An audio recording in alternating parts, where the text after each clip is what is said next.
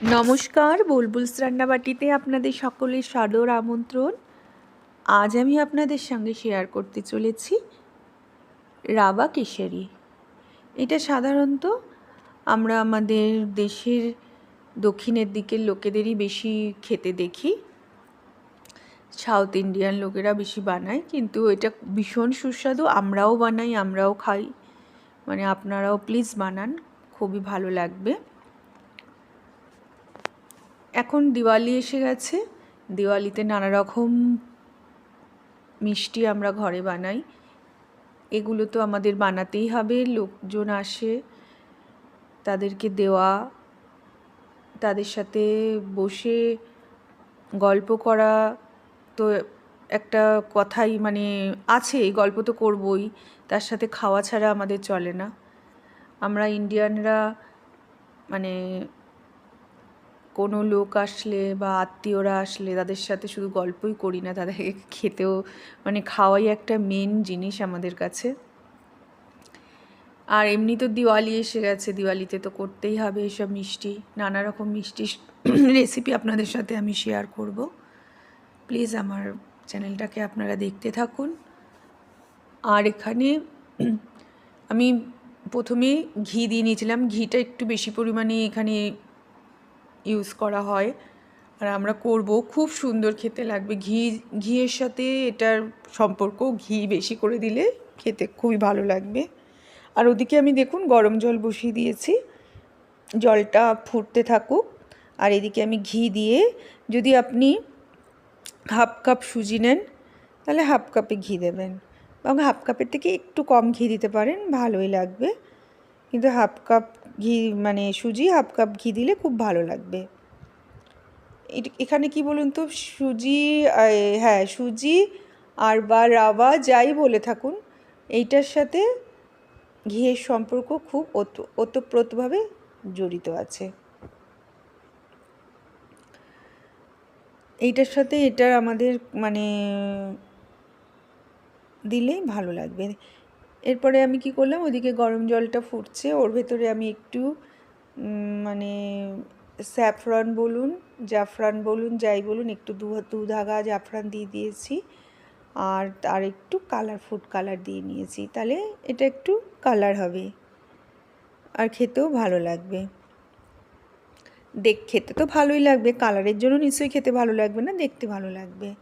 আর এদিকে আমি সুজিটাকে একটু ভালো করে ভেজে নেব। দেখুন ভাজতে ভাজতে দেবেন, প্রথমে যখন আপনি ঘিয়ের মধ্যে সুজিটা দেবেন তখন মনে হবে যে ঘিটা নেই, মানে ঘি কম, কিন্তু যখন এবার ভাজতে ভাজতে থাকবেন একেবারে ঘিটা মেল্ট হয়ে যাবে, যখন সুজির সাথে দেখবেন পুরো সুন্দর একটা ঝাঁক এসে গেছে, একদম দেখবেন ফেনা ফেনা ফেনা ফেনা।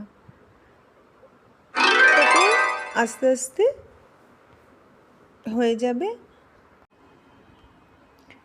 এইভাবে করে আমি এবার জলটা দেখুন, যে জলটা করে রেখেছিলাম না, এই জলটা দিয়ে দেবো। জলটা দিলে মানে বেশি সুজি তো, একেবারে কম জল দেবেন না, তাহলে দেখবেন ডেলা পাকিয়ে যাবে। অবশ্যই এটা তো আর এটা ঘি ভাজা ছিল, অত টেনশন নিতে হবে না। তারপরে আমি ভেজে তবে চিনিটা দিয়ে দেবো। চিনিটা বেশ, আপনি যদি 1 কাপ সুজি নেবেন তাহলে হাফ কাপের বেশি চিনি নেবেন, হ্যাঁ, কেন মিষ্টিটা একটু হবে, বা 1 কাপও চিনি নিতে পারেন। একটু যারা মিষ্টি কড়া খান তারা একটু বেশি মিষ্টি নিয়ে নেবেন, একদম কম মিষ্টি দিলে। আর একটু না নুন দিয়ে নেবেন সব সময়, যখনই কোনো মিষ্টি জিনিস করবেন না একটু নুন দিয়ে নেবেন। এইভাবে নাড়তে নাড়তে দেখবেন আপনার সুজিটা পুরো একদম মেল্ট হয়ে গেছে, দারুণ দেখতে সুন্দর, আপনি বুঝতেই পারবেন আপনার সুজি হয়ে গেছে। বা কেসরি ভাতও বলে, এটা হয়ে গেছে। আমি আর ড্রাই ফ্রুটসটাকে যে সবার প্রথমে ভেজে রেখেছিলাম, ড্রাই ফ্রুটসগুলোকে দিয়ে দেব।